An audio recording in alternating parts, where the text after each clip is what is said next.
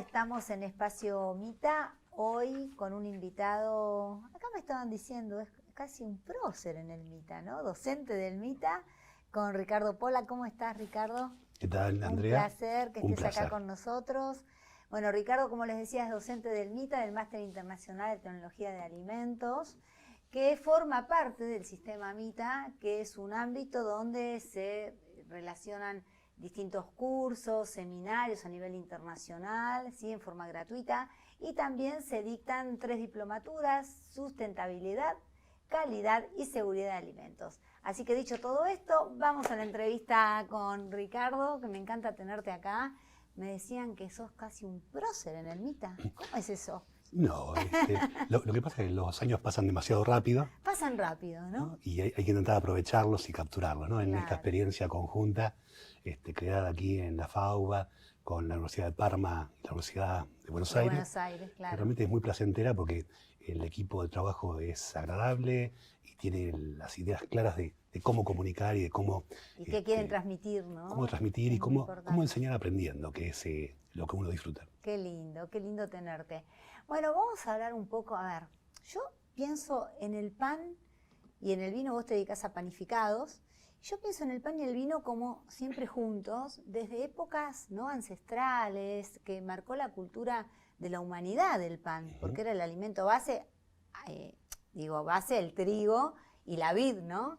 Y también sabemos, bueno, la última cena que se repartía el pan y el vino, o sea, es muy simbólico. ¿Por qué en esta época los panificados están tan controvertidos? ¿Viste? Que como pan o no como pan, la harina me hace mal, me hace bien. Y para los nutricionistas también a veces es complicado, porque, ¿viste? Guías a un paciente, come con semilla, no, sin semilla, come integral no, ¿qué te inflama? ¿Qué hay de todo esto? Bueno, el pan, digamos, es tal vez lo más ensayado de la historia de la humanidad. Hace 10.000 años hay vestigio de que ya habían descubierto los seres humanos más primitivos que los de ahora a alimentarse mejor, porque el desafío en esa época era alimentarse. El hombre era cazador, recolector. Claro. Y había descubierto que machacando sobre una piedra esas semillas que eran de un primitivo trigo o cebada, se digería mejor y se alimentaba mejor. Podía absorber esas calorías que tenía el almidón que tienen dentro de esas semillas. Se sentían energéticos, con claro, vitalidad. Descubrieron la energía. La energía. Y después, para reforzar esto que está diciendo junto con el vino, en realidad la cerveza, los egipcios ya hacían cerveza y habían descubierto que ese fermento de la cerveza ayudaba a mejorar la textura del pan. Lo elevaban, ¿no? Y así se descubrió el proceso de fermentación primitivo. Después, bueno, la humanidad de alguna forma se sumió en esa semioscuridad de la Edad Media, entre el siglo V y el siglo XIV, avanzó no tanto, por lo menos lo que está registrado, pero sí pasó algo importante, que empezaron a separar el salvado, la cascarita de lo que sería el trigo, o la cebada u otros cereales, y los reyes, los nobles, consumían lo que pasaba a través de un sedazo o de una malla, consumían harina blanca. La harina blanca era para los reyes. Y la harina que tenía el salvado era para los pobres. Qué ironía, ¿no? Qué ironía, porque ahora lo que no se aconseja es todo lo integral, lo que tiene la cascarita, el salvado en realidad. Exactamente. Entonces, qué ironía que en la Edad Media los nobles a lo mejor estaban mal alimentados o tenían enfermedades que no tenían tal vez alguno de los pobres que consumían ese pan conservado. Y no sabían por qué. No sabían por qué. Claro. Entonces, así, con prueba y error, y aprendió la humanidad, y no hace mucho que somos modernos. Hace no más de 100 años se estudia la nutrición como una ciencia separada de lo médico. Sí. Y yo diría menos también, ¿no? Antes eran los médicos los que tenían todo el conocimiento de sugerirnos qué hacer y qué no hacer, y estaba mucho mezclado lo empírico con lo teórico. Bueno, entonces ese fue un ejemplo de que ahora volvimos a revalorizar el salvado con sus virtudes también. Como fibra, ¿no? Porque cuando se relaciona directamente con la fibra, cuando uno indica, bueno, comer productos con salvado, tiene que ver con la fibra en realidad. Claro, o sea, es el aportante. Si uno consume harina blanca, va a consumir una parte mayoritaria de almidón, o sea, de azúcares complejos. ¿Y es malo eso? ¿Vos qué opinas? Bueno, siempre va a depender de cuánto. De la cantidad. De cuánto. Si yo consumo variado y en mi dieta habitual consumo también pan, es totalmente saludable. Claro. Claro, porque la harina blanca en realidad, a ver, no hay que endemoniar a los alimentos, ¿no? Porque yo creo que es algo noble el pan. Me parece que hay chicos que realmente se alimentan en base pan ¿no? Y infusiones, y me parece que hay que realzar la propiedad que tiene y la función que tiene también en el organismo. Claro, en su justa medida y tratando de aprender esos adelantos de la ciencia o del aprendizaje empírico que tienen las sociedades, a ver a qué sociedad le fue mejor, a qué sociedad no, y consumiendo más de qué cosa o menos de qué otra. Pero el pan, tanto para hacer un sándwich o para comerlo con la comida o para empujar la salsita, es inigualable. Es inigualable. Qué rico, no hay otra cosa Sí, más sí. rica que empujar la salsita con el pan, ¿no? Sí, o como en mi infancia que se usaba mojar el pan en la olla, hacer cola a todos los hermanos para mojar. Para mojar ahí en el tuco. La olla en el tuco. Qué lindo recuerdo ese. Sin duda. Y- Y bueno, y esto del salvado, a medida que seguimos avanzando en las investigaciones, sabemos que es bueno porque aporta fibra y aporta vitaminas. Pero también sabemos que hay que tener cuidado con los cultivos porque por fuera del grano, que es donde está el salvado, Sí. se pueden desarrollar hongos y aflatoxinas que pueden ser cancerígenas. Es decir, que la producción tiene Qué un... buen dato ese, ¿eh? La ¿Podés producción. repetirlo eso? Que distintos cereales, incluido el maíz o pueden ser distintos tipos de cereales, si son almacenados en humedad, pueden promover el desarrollo de hongos en superficie. Entonces, ese salvado está más cargado que la harina blanca en cuanto a posibles toxinas. Por eso es bueno aprender y saber cómo controlarlos, cómo prevenirlos. ¿Y cómo se detecta eso? O sea, ¿cómo vos podés decir, bueno, no es tan tóxico o sí? ¿Cómo? No, bueno, ese es el trabajo justamente de la tecnología de producción primaria y secundaria. Y también los análisis de laboratorio que se hacen. O sea, la industria molinera está muy avanzada, la industria de la panificación está muy avanzada y conoce muy bien de este tipo de cosas. Y también ahora se está tecnificando muchísimo la industria del agro, ¿no? Con toda la forma de cultivar y La forma de cultivar, claro. los distintos medios y épocas del año. ¿Y qué hay de esto de viste, ahora en todos los negocios, en todos los lugares que va masa madre? ¿Qué pasa con la masa madre? Ah, bueno. ¿Qué es la masa madre? Bueno, la masa madre, si lo tomamos desde la Edad Media, a fines de la Edad Media, en un siglo XIV, XV, los franceses ya habían descubierto nuevamente el uso de la levadura y eran expertos en usar esa levadura que salía de la fermentación de cerveza. Entonces, pero era muy engorroso, no había una levadura comercial que se comprara y se le pusiera hoy como un polvito, como un cubito, sino que tenían que ir a la fábrica de cerveza y lo que hacían era mantener el fermento vivo con una cantidad de harina y agua. Uh-huh. Y la levadura, la llamada levadura salvaje en lo técnico, pero que es la levadura natural, está muy mezclada con bacterias ambientales. Entonces, si uno deja esa harina con agua desarrollar esas levaduras, va a desarrollar también bacterias lácticas, bacterias acéticas, que le dan un aroma y un sabor bastante ácido a la masa. Ajá. Y a la vez la conservan. Son conservantes naturales. Son conservantes naturales. Y a la vez se desarrolla la levadura, pero no en forma concentrada. Es una levadura mucho más, se podría decir, floja en los términos del panadero en cuanto a levar. Entonces voy a obtener un pan menos desarrollado, voy a tener que usar mucha más levadura, Sí. en lugar de unos pocos gramos, voy a tener que usar una proporción importante de la masa, pero voy a tener un sabor muy especial típico del pan rústico de Francia o de Alemania, esos panes que tienen una miga más consistente, una corteza más dura. ¿O la miga es más esponjosa o Acá diríamos más rústico, menos esponjoso. más compacta? Sí, e incluso la baguette, lo que conocemos por baguette, para nosotros es muy esponjoso, para los franceses o daneses es un poco más cocido, un poco más consistente. Es decir, que el mismo producto, aún creyendo que es lo mismo porque tiene el mismo nombre, es muy diferente en cada país. Claro. Muy, muy diferente. ¿Y la Argentina, por ejemplo, es uno de los países más panaderos? ¿Qué decís? Sí, sin duda. Sí, ¿no? Sin duda. En cuanto a consumo de pan, estamos entre los primeros consumidores. Nos supera Alemania, nos supera Chile, Ajá. pero Argentina es uno de los grandes consumidores de pan. De ¿Nos pan y supera panificados. Alemania y Chile? Alemania y Chile, sí. ¿En Alemania. el consumo? Sí, sí. Ah, bueno, interesante. Yo Sí. pensé que Argentina iba a la cabeza. Y también ¿eh? algunos países árabes tienen un gran consumo. Ujú. Sí. Y el pan, por Argelia. ejemplo, el pan pita, Sí. ¿no? Que no es pan pita, es el pan pita. Ese pan que no tiene miga, tiene una preparación especial, obviamente, pero tiene menos hidrato de carbono que un pan, por ejemplo, una baguette. Sí, por el hecho de que cuando tengo algo más aireado, estoy comiendo menos volumen. Pero digamos, si uno analizara esa rodajita, es Sí. bastante similar al pan normal. En realidad, el pan, la maravilla, la ciencia y el arte que tiene el pan, es que son solo 4 componentes.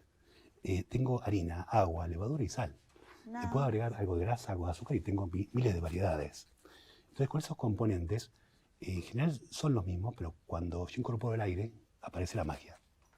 qué lindo eso, Entonces, qué lindo. depende si son burbujas, depende si son esa gran burbuja que tiene el pan pita. Claro. eh, y se da digamos, el disfrutar de la experiencia del alimento, no solamente de lo que es las moléculas que vemos los químicos en los alimentos. Ujú, Y ese disfrutar también es parte de la experiencia. claro. No hay que perderlo de vista.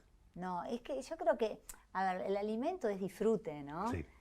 Todo lo que nosotros comemos, que es energía, el alimento es energía Ujú. pura, entonces también tiene que ser un disfrute en el momento de ingerirlo. Tal Y cual, también saber qué es lo que estamos consumiendo.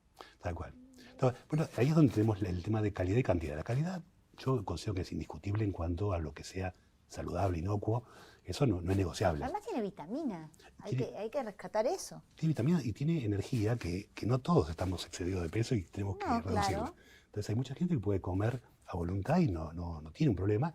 Los que están excedidos de peso obviamente tienen que balancear sus calorías y un exceso de todo no pueden. Entonces, Sí, porque a veces, viste que te dicen, bueno, la verdad que yo soy como adicta a las harinas y adicto al pan y toda esta adicción que empieza a crear también una psicosis en la gente, ¿no? Y también a nivel industrial, porque la industria también se preocupa por esto. sí, sí, Decimos, ¿qué es lo que comemos? sí, O sí, galletitas o tostadas, o lo tostamos o no lo tostamos. Bueno, hay tanta inquietud sí. que está bueno poder aclarar un poco para la cabeza de la gente, digo, que nos está mirando, bueno, a ver, ¿qué es lo mejor para mí y para mi salud, no? Sí, sí, lo mejor es tener una decisión clara de prioridades de qué es lo que quiero disfrutar sin exagerar. Claro, Entonces, o reparto un poquito de todo o me excedo un poquito más en una cosa, pero tengo que controlar en voy otra. restando y voy como equiparando, ¿no? Sí, Compensando, digamos. sí, aparte cuando uno se interioriza más, es apasionante también la poca variedad de tipos de componentes que tienen los alimentos, ¿no? Como vos bien sabes, tenemos además del agua, que es mayoritaria, ¿qué es lo que aporta calorías y aporta peso? Proteínas, hidratos de carbono Y grasas, y grasas. claro. Entonces, repartiendo bien esos componentes, tengo las calorías del día. Y después viene la Y puedo magia. comer un pancito, ¿por qué no? Claro que sí. Sí, sí, sí, sí. ¿Cómo, a ver, cómo empezó tu inquietud por los panificados? ¿Cómo arrancaste? ¿Qué fue lo que te llevó, ¿no? a interiorizarte por los panificados? Bueno, en realidad yo soy un eterno curioso. Siempre me considero más alumno que profesor, porque soy un eterno curioso y así es como decidí seguir primero técnico químico, después la carrera de licenciatura en ciencias químicas. Es una carrera científica. Ujú. Pero como al mismo tiempo yo necesitaba trabajar al mismo tiempo que seguir la facultad, tuve la suerte de desarrollarme en la industria de ingredientes para la panificación.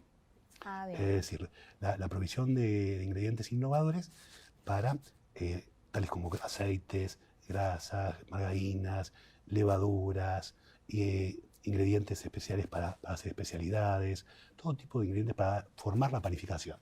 Y así fui llegando a que el desarrollo, la innovación, el crear productos pasaba por trabajar junto a panaderos y industriales panaderos. Entonces, al mismo tiempo, me vino la felicidad de poder comparar mis moléculas de la facultad, chiquititas, ¿no? La molécula es lo más pequeñito que Lo más existe, chiquitito. que conserva las propiedades de la materia, y también lo grande, esas máquinas que producen toneladas de pan, Sí. ¿no? En las grandes panificadoras, ¿no? Y nos dan esos panes envasados, o esas tolvas de los panaderos, que se llaman a sí mismos panaderos industriales, ¿no? Pero que son pequeños industriales, pequeñas pymes, que tienen el arte y tienen la ciencia. Y todos ellos trabajaban junto conmigo desarrollando nuevos Desarrollándolo, ingredientes. claro. Y ese desarrollo es apasionante. Y también, como me desarrollé simultáneamente en áreas de calidad, de desarrollo y de asuntos institucionales, al Ajá. mismo tiempo pude ver el panorama de cómo hacer un producto de óptima calidad, de innovación y también interactuar con los asuntos regulatorios, ¿no? Con mucha interacción. Claro, lo que pasa es que vos abarcás muchas áreas dentro de lo que Y es haces, interesante ¿no? porque cuando uno entra en un terreno innovador, en un Claro. terreno de hacer algo que no existe, también tiene que trabajar con la legislación, porque la legislación está preparada para lo que existe. Pero cuando uno va a crear algo nuevo, hay que crearle una denominación, una regulación. Todo desde cero. Claro. Claro. Y Claro, todos los sí. requisitos, ¿no? Los requerimientos que tenés para eso. Claro, y comunicar adecuadamente para que el consumidor sepa en qué consiste esa innovación. Y qué elegir. De qué origen es. Que es muy importante. La verdad que a mí me encanta lo del pan porque digo, mucha gente, viste, que tiene miedo o esto que te decía de la adicción a las harinas. Yo cuando me presenta un paciente me dice, tengo adicción, ¿y qué es adicción a las harinas? O sea, ¿qué comes todos los días pizza, comes todos los días pan? Y si como un pancito no puedo parar, te dicen. Como Sí. uno y quiero comer más. Bueno, yo tengo en familiares cercanos ejemplos que no podían dejar de acompañar la comida con el pan y no podían dejar de ponerle sal a la comida aún antes de probarla. Sí. Eso sí es Bueno, vos tremendamente. sabés que el otro día hablábamos en una de las entrevistas que en realidad la Argentina es uno de los países estadísticamente estudiados que ponemos sal antes de probar el plato servido. Antes de probar ya se agrega sal. Es un mal hábito, muy mal hábito, ¿no? Sí. Y también, bueno, me encanta también la innovación que hay en panadería del pan sin sal. Pero esto también vos me vas a corregir. ¿La harina en la composición tiene sodio, tiene sal o no? ¿Tiene? Sí. O sea, Sí. que es más agregado de sal lo que hacen cuando panifican, cuando hacen los panes. Sí. En realidad todo tiene sal porque todo es ser vivo, como el trigo, del cual viene la harina, ¿no? Y la levadura, de cual es un honguito que crece y se multiplica, del cual viene el fermento. Todo tiene su contenido de sodio como tiene nuestro cuerpo, o sea que todo tiene un poquito, también tiene aceite el trigo, si bien no se vende como aceite de trigo, lo tiene dentro un poquito. La composición. Claro, porque necesitan vivir esos organismos. La semilla de trigo no es otra cosa que el bebé que va a crecer y tiene que tener todos sus nutrientes, todas sus enzimas. Tiene vida, porque tiene la semilla es vida. Tal cual, es fuente de vida y fuente de vida. Lo que el panadero hace es le agrega sal porque trabaja sobre el gluten y logra ese pan que conocemos dorado, inflado, con fuerza, le llama al panadero porque desarrolla la proteína y es una necesidad tecnológica. Entonces es muy difícil reducirlo sin que pierda calidad del pan. ¿Y existen los panes sin sal entonces? Reducidos en sal es fácil. Porque viste que dice sin sal. Se puede, pero es difícil hacerlo sin perder calidad. Claro. ¿Y la levadura necesita la sal para que tenga esta función de elevarlo? O... No es imprescindible, pero sí, y como interactúa y también se regula por el contenido de sal, también cambia todo. Es decir, que sacarle sal al pan no es el medio para hacer un buen pan. Hay que reformularlo completamente. Tiene que ser un pan diferente. Es otra cosa que puede parecer lo más parecido posible al original, pero hay que cambiar todo para que no cambie. Perfecto, esa idea, Sí, me encanta. porque la sal retiene agua, retiene humedad. Claro. La sal también combate el desarrollo de microbios. Porque actúa como conservante, ¿no? Actúa como conservante. Claro. Es decir, que si yo no quiero agregarle conservantes en su lugar, la sal le va a ser un conservante menos. Bueno, ¿cómo hago para que se conserve? Ese es el desafío de los industriales panaderos y es bastante complicado. Importantísimo. Claro, porque ellos, ¿cómo aprendieron la mayoría de los panaderos artesanales? En base a experiencia. Entonces, sacarlo de lo que le enseñó el padre, el abuelo o su mentor es muy difícil y también es muy difícil para los científicos poder bajar al llano y bajar de esas moléculas a entender los fenómenos. Decime, Ricardo, ¿y hay un requerimiento o una cantidad que está ya estipulada para agregar de sal a los panificados? Sí, mira, te cuento un poquito de historia reciente. Desde el 2007 se empezó a trabajar entre gobierno y industria de una forma muy aceitada por un tema en particular, pero después fluyó en una forma muy interesante, que fue el tema de las grasas trans. ¿No? Esas grasas trans que no hasta el 2005 se discutía si eran buenas o eran malas, Sí. porque no son grasas saturadas, pero parecía que se comportaban como saturadas, y también había un descubrimiento que las saturadas no eran tan malas, había una gran confusión en el ámbito científico, y esa confusión se empezaba a disipar en el 2007, cuando ya, por lo menos las grasas trans, se sabía que no eran buenas para el balance de colesterol en la sangre. Que a pesar de que esos componentes no tenían colesterol, pues decían, usted no coma colesterol, pero se descubrió que no era el colesterol, eran esas grasas trans que subían el colesterol malo, el LDL, de la sangre. Sí, en realidad es por el proceso de hidrogenación o no. El proceso de hidrogenación lo que hace es pasar de la forma cis, que es la original, a la trans. A la trans. Y ese proceso es el que es perjudicial para la salud. Claro, que no lo sabía porque es parte de un aceite de origen vegetal, transforma el aceite vegetal en sólido, es decir que en la época de posguerra de Estados Unidos, cuando había tan pocos animales para producir esos alimentos tan ricos que hacen ellos con grasa de vaca o grasa de cerdo, decían, ¿qué hacemos? Solidifiquemos el aceite. Descubrieron que el proceso de hidrogenación que se conocía en el laboratorio servía para transformar un aceite vegetal líquido en sólido. Y cuando haces esa transformación, porque esto a mí me parece muy, muy curioso, y también es verdad lo que vos decís, que hay mucho, como mucha confusión, ¿no? Si es malo o no es malo. Se sacó de las góndolas, ¿te acordás en un momento? Nada con grasa trans, habían prohibido. Pero ahora se reivindicó, me parece un poco, la margarina también, ¿o no? Bueno, primero separó lo que es lo transgénico de la grasa trans. Sí. Lo transgénico es otro tema que suena parecido, pero mucha gente lo confunde. La grasa trans en sí se sacó de las góndolas, pero no volvió a las góndolas. ¿No volvió? No, en Argentina no. ¿Por qué? Porque una vez que se veía que era realmente consensuado el efecto de que esto, si bien no tenía colesterol, elevaba el colesterol en la sangre y... ¿Se transforma en saturada No, con la hidrogenación? no. O sea, esa grasa que es líquida, vegetal, ¿se transforma en grasa saturada? En parte sí, pero en parte, que es un efecto que tecnológicamente puede aportar, pero no deseado para la salud, es que simplemente se da vuelta una molécula que parece Bien. igual, no tiene un cambio molecular grande, pero sí muy grande a nivel de metabolismo y a nivel de resultado. Fisiológico, ¿no? Claro. Sí, y de resultado tecnológico también, porque se transforma en sólido. Se transforma en sólido. Entonces, sí. ahí es donde se empiezan a separar todos los brazos y todas las investigaciones anteriores al 70, al 60, se empezaron a separar y se descubre que muchos aportes que se asignaban a los saturados en realidad estaban causados por estos trans, que habían aparecido después de los 60. Bien. Bueno, entonces para hacer un rápido, en el 2009 llega a la Argentina como una iniciativa de los gobiernos junto con las empresas que se juntan para reducir las grasas trans en principio, pero la industria hace una propuesta superadora, que es de eliminar las grasas trans, de bajarlas al mínimo posible, que es un 2%, que es lo que se forma térmicamente, a lo mejor también en una fritura, y que en ese tiempo andaban este tipo de productos en el 40% o más. Así que una reducción absoluta. Y se Fue empezó a como trabajar. drástico, ¿no? Claro, El porque cambio. la industria planteó que no quería tener en sus alimentos nada que fuera considerado malo. Porque digamos, una cosa es que sea bueno en cantidad adecuada y que sea malo en exceso. Claro. Pero tener algo que ya es considerado malo... No sirve. Entonces se trabajó la tecnología, fue más que interesante. Yo también tuve oportunidad de hacer 3 trabajos junto con el Ministerio de Ciencia, Tecnología y Desarrollo Productivo, que fueron de vigilancia tecnológica, de inteligencia competitiva, de reducción de grasas trans primero, después lo hicimos sobre reducción de sodio y después lo hicimos sobre reducción de azúcares, ¿no? Bueno. Con el equipo del Ministerio, viendo lo más moderno que había en el mundo en cuanto a patentes y estudios. Sí.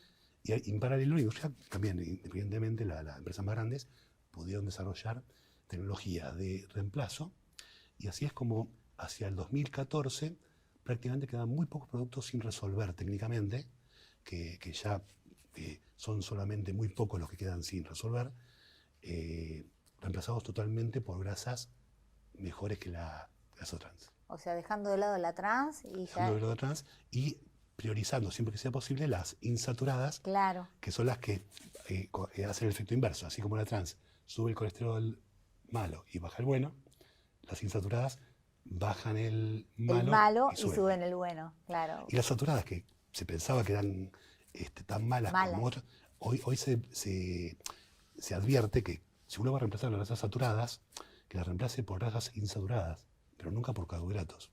No, claro. Además la grasa, nosotros sabemos que ya hay alimentos que la tienen incorporada, que es grasa saturada, y es así, no se la podés sacar, por ejemplo, Claro. a una carne, no le podés sacar esa grasa, no hay manera.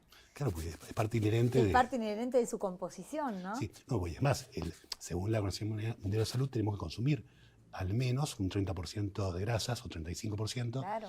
Como máximo, y no menos de 10, pero ninguna grasa tiene menos de 10 de saturados en su composición, porque algunos aceites tienen un poquito de saturado. Sí, pero es necesaria la grasa. Y está bueno también decirle a la gente que hay que consumir grasa, porque la gente dice, no como nada de grasa, quiero bajar de peso, bueno, haciéndole un poco referente al descenso de peso. Pero hay que consumir, porque la grasa transporta vitaminas en el organismo. Sí. Bueno, la misma grasa en sí misma es un antioxidante, el omega 3, Claro. y tiene propiedades metabólicas. Los niños, los fetos y los niños no desarrollan su sistema nervioso, no desarrollan sus ojos bien si le falta omega 3. El omega 3 es un aceite, es parte de los aceites. El omega 6 también. Pero el omega 6 no es un problema encontrarlo porque está en los vegetales y en los aceites. Pero el omega 3, que viene en el pescado y en pocos vegetales, Sí. como puede ser chía o La palta también tiene la palta, omega tiene más 3, omega 9 poco. como el aceite de oliva, que son buenas, pero ese buenos. omega 3 es esencial para el desarrollo de los bebés. Mirá qué importante, Sí. ¿no? Sí. Todo lo que hay que saber y también informarse, esto está bueno, para que la gente coma con conocimiento. Porque cuando uno conoce lo que está ingiriendo, comes tranquilo y sabes que vas a tener una buena salud. Tal cual. Pero sin saber, es como siempre te crea la duda, ¿estará bien lo que como o no? Por Claro. eso, volviendo al tema de los panificados, ¿será bueno comer un pan con salvado o no? Bueno, vos como nutricionista sabés muy bien que la verdad está en el medio siempre, ¿no? Como dicen también los orientales, la ancha vía del medio espiritual, ¿no? De decir, si voy a un extremo de que algo es malo o algo es bueno como un alimento individual, me estoy equivocando. Porque ese alimento individual, si lo analizo, lo pongo en la lupa, puede ser muy bueno o muy malo, pero en exceso va a ser malo siempre. Claro, yo siempre digo, mira, el alimento bien utilizado previene y cura enfermedades, pero mal utilizado enferma. ¿Sí? Y no hay no hay alimentos ni buenos ni malos. Sí. Es según el tratamiento que uno le da. Exactamente. Porque todos los alimentos son buenos.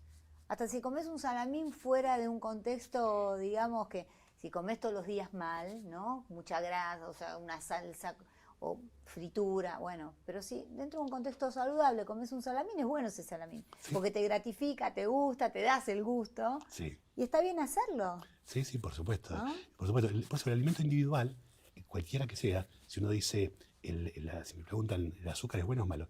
Y a lo mejor me vieron comiendo un caramelo antes Sí. de entrar, y el caramelo es mayoritariamente azúcar y sin embargo no es malo, porque no me como caramelos todo el día y es parte de una combinación saludable. Claro. Ahora, si yo fuera adicto a un solo alimento, ahí me estoy desbalanceando. Ahí está el error y el problema, ¿no? Sí.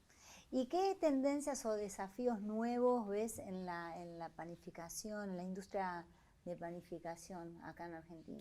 Bueno, actualmente ya se está atacando temas bueno, tenemos esa tendencia que tenemos que tal vez moderar a ser fundamentalistas o exagerados, pero es cierto que hay una epidemia mundial de obesidad y en Argentina se está viendo. ¿Por qué? Porque los seres humanos, por nuestros genes primitivos, buscamos lo dulce como una fuente de energía, Sí. ¿no? Y también buscamos la grasa porque es una fuente de energía. Y si nos dieran algo agrio o amargo, pues, probablemente nos guste, pero no No lo vamos a elegir todos los claro, no días. exageramos todos los Sí. días. Entonces, es por eso que a lo mejor hay que moderar algunos excesos y formar. Y creo que la educación es la que tiene la deuda más pendiente, porque aún los educadores tienen esos mitos arraigados de malo o bueno, y lo malo o Verdad. bueno en exceso tampoco ayuda, ¿no? Lo malo o bueno, quiero decir, tomado como fundamentalista. Es verdad Sí. lo que decís, porque yo lo veo, por ejemplo, desde la nutrición, ¿no? Ujú. Que la dieta que enferma tanto a la gente también, Ujú. que hay que cambiar un poco esa palabra en la cabeza de la gente, ayudarlos a cambiar el hábito, enseñarles a comer, enseñarles sobre los alimentos como enseñás vos, que es tan importante, ¿no? Ujú. No tenerle miedo a algunos alimentos. Bueno, hay que hacer un cambio Claro. bastante radical, porque en general la gente tiene desconocimiento. Claro, y lo mismo se confunde mucho, y también esto vos lo debe vivir mucho, me imagino, lo que es la persona que tiene peso normal y una Sí. salud normal, de aquel que tiene alguna desviación, ya sea en salud o en el peso. Entonces, se empieza a mezclar el que tiene que comer de menos con el que tiene que comer normal. Y no es lo mismo. No es lo mismo, no. ¿Y qué opinás de la ley de etiquetados? A ver qué opinás y qué me decís sobre eso. La ley de etiquetado se ha hecho con muchos profesionales capaces y con muy buenas intenciones, pero carece de una visión sistemática de lo que pasa en su conjunto, ¿no? Y yo no me preocupo tanto de lo que se dice que no se coma, sino de qué reemplaza en su lugar a eso que se deja de comer. Ujú. Entonces, si yo empujo hacia afuera la grasa, corro el riesgo de dejar afuera estas grasas buenas. Si yo empujo hacia afuera los azúcares, en sí mismos, tal vez si yo dejo de poner el azúcar al café no voy a perder mucho, pero hay que ver en qué alimentos estaban esos azúcares. Por ejemplo, los yogures tienen azúcares, se puede endulzar menos, pero tal vez no sigan excediendo lo necesario como para tener esa advertencia. O mejor, alimentos que son reducidos en calorías llegan más rápido por la matemática de la advertencia a tener el octógono. ¿No? Se dan muchos cruces que por el tipo de cálculo que tiene esa advertencia, pueden llegar a ser ese boomerang de que se deje de consumir algún producto bueno Sí. y se promueva algún producto no etiquetado que tal vez no sea mejor. Por ejemplo, los hidratos de carbono no tienen logo. Entonces la gente no se advierte de los hidratos de carbono porque no están etiquetados, salvo los azúcares. Salvo los azúcares. Que el paquete de azúcar obviamente no tiene logo porque es azúcar. Tal cual. ¿No? Tal cual. Entonces, o al igual que la comida casera, o los ingredientes culinarios, o muchos productos que se compran en negocios no envasados. Entonces, la gente podría caer en el error de demonizar algún producto Sí. envasado Sí. cuando es equivalente de ese producto vendido suelto, no tiene ningún... O sea que vos considerás que le etiqueta. falta como una vuelta a la ley de etiquetado frontal. Yo creo que el etiquetado frontal tiene un problema específico de cálculo. Digamos, al ser demasiado exigente, termina teniendo todo demasiada etiqueta y cuando todo tiene una advertencia, la gente baja su nivel de alarma. Es como que ya se acostumbra tanto a consumir octógonos o productos con octógonos y rectángulos que hasta, por lo menos, gente que conozco lo toma ya a broma. Como Bien. diciendo, esto debe ser rico porque tiene muchos octógonos. Entonces lo compran. Y claro, pierde seriedad lo que sería de otra forma octógonos de vez en cuando en algunos productos y gradualmente, si uno quiere, ir subiendo la vara. ¿Qué es lo que hicimos, te decía, en la década del 2010 con el gobierno? El sodio no tenía límite en ningún producto. En ningún producto. Entonces, la industria, yo estaba un poco de los lados porque estaba del ámbito docente y también en contacto con la industria como consultor. Entonces, lo que propuse la Granja Trans era bajarlo a cero, o por lo menos a lo mínimo posible. En cambio, en el sodio no se puede, porque un jamón crudo sin sodio no es jamón crudo. Hay productos que tienen inherente... Que lo necesitan además, ¿no? Claro, y en su diseño tienen sodio o lo tienen naturalmente el producto. Entonces, ¿qué hicimos? Dividimos en 4 grupos, ¿no? Un grupo que se ocupó de lácteos, porque eran especialistas, otro de farináceos, que implica todo lo que son galletería y pan, otro de envasados y sopas, y otro de cárnicos y chacinados. Y cada grupo propuso y debatió con distintos académicos y distintos especialistas un valor menor al que se estaba usando, que era un poco menor, y ese poco menor quedó en la ley, se transformó en ley. Y ahora todas esas categorías de productos tuvieron un límite. La reducción no fue exagerada, fue del 5% o 10%, pero ¿por qué? Para que la gente se vaya acostumbrando. Porque paulatinamente. Exacto. Y para que todas las marcas se adecuaran a tiempo, porque si no íbamos a cometer el error de apresurarnos y de que la gente migrara de un producto menos salado a más salado porque le gustará más. Claro, está muy bien lo que decís, es como vos propones un cambio progresivo y paulatino Claro. para la adaptación también del consumidor, ¿no? Y con una alarma concentrada en aquello que realmente vale la pena reducir.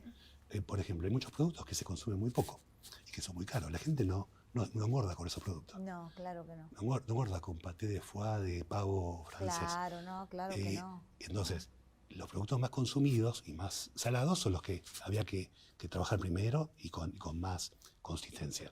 Después trabajó en distintos límites hasta llegar a 3 reducciones sucesivas que la gente ni se enteró, pero se acostumbró en la población. Paladar, ¿no? Y toda la población, no solamente la población hipertensa. Claro. Entonces, eso fue una medida muy interesante. Lo mismo ocurre con los azúcares. Los azúcares, hay productos que se sobreconsumen o se consumen más fácil porque no se nota el azúcar. ¿No? Por ejemplo, en algunas bebidas. Y por ejemplo el café es torrado con azúcar. La gente no lo sabe, pero el café es torrado con azúcar. Entonces lo consume un paciente diabético, vos le alertás y decís, mirá que está torrado con azúcar. Sí, ¿no? sí. Pero... Bueno, y errores históricos de denominación, como mi suegro que era diabético, que estaba tranquilo con el dulce, la mermelada light. Y la light estaba definida, ahora cambió un poco con esto, pero estaba definida como margarina reducida en un 25% de su valor en azúcar. Es decir, que de tener un montón de azúcar pasaba a tener un poquito menos que un montón. Claro, pero un paciente diabético no puede comer azúcar. Claro, y entonces ahí estaba la pelea. ¿Qué son? ¿Los industriales que eran delincuentes o la regulación estaba mal definida? O mal definida, bueno, claro. Podemos discutir eso desde la vereda que uno se pare, pero de todas formas era un producto legalmente en góndola que decía light y no era para diabéticos. Claro, no era para diabéticos. Pero a lo mejor la denominación no estaba mal. No estaba bien, pero confundía. Sí, algunas etiquetas confundían. La verdad me encantó, Ricardo, tenerte, un placer como todas las entrevistas que estamos haciendo, yo seguiría hablando y hablando, porque es una información hermosa. Me encanta todo el conocimiento que transmite cada docente. Así que especialmente a vos te agradezco y bueno, te vamos a esperar en otra entrevista, que va a haber más oportunidades para que sigas desarrollando lo que vos amás y lo que sabes hacer también. Encantado. Gracias. Bueno, hasta pronto. Esto fue Espacio Mita. Los espero en la próxima. Chao.